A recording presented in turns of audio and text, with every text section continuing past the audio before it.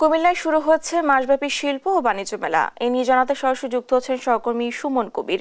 সুমন, মেলায় দর্শনার্থীদের উপস্থিতি কেমন দেখতে পাচ্ছেন? ডানা, আপনাকে আমি জানিয়ে রাখি, কুমিল্লা আসলে মাসব্যাপী এই মেলার আয়োজন চলছে।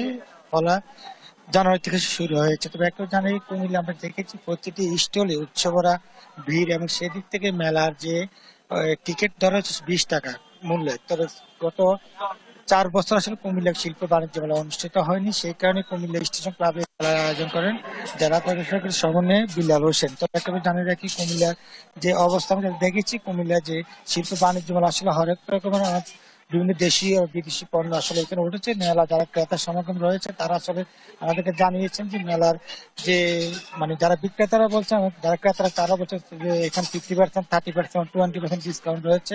বিভিন্ন স্টল আমরা দেখেছি। সেদিক থেকে যদি বলি, মেলা যারা আসছে এখানে নিরাপত্তা কোনো সমস্যা নেই, এবং তারা প্রতিদিনে এখানে 7 থেকে 8 হাজার লোক আসলে মেলায় সমাগম ঘটে। এবং সেই দিকে আমি দেখেছি ক্রেতা রয়েছে, তারা বলছেন যে আসলে সবগুলো জিনিস আর শিল্প বাণিজ্য মেলা একসাথে হওয়ার, মেলায় আসলে আসলে এখানে সবগুলো পণ্য একসাথে পাওয়া যাবে বা দেখে শুনে ক্রয় করা যাবে। সেই দিক থেকে বিক্রেতারা খুশি, এবং যারা ক্রেতা রয়েছে তারা আসলে অনেক খুশি। আমাদেরকে জানিয়েছেন সে মেলার যে সামগ্রিক অবস্থা, এখানকার আসলে যারা দোকানগুলো দিয়েছেন বিক্রেতারা বলেছেন আসলে এখানকার কুমিল্লার যে মানুষ যারা রয়েছেন তারা আসলে এখানে আসেন, দেখতে আসেন, বিষয়টা এরকম না। তারা আসলে সবকিছু মিলিয়ে বলছে তারা আসলে কুমিল্লার এই শিল্প বাণিজ্য মেলাটা আমরা দেখেছি, তারা নিঃসন্দেহে খুব ভালোভাবে তারা কি ক্রয় করতে পারছেন, এবং মেলার সার্বিক অবস্থা বা নিরাপত্তা অবস্থা ভালো। সব দিক দিয়ে কুমিল্লার শিল্প বাণিজ্য মেলা এই ছিল সর্বশেষ তথ্য। ডানা।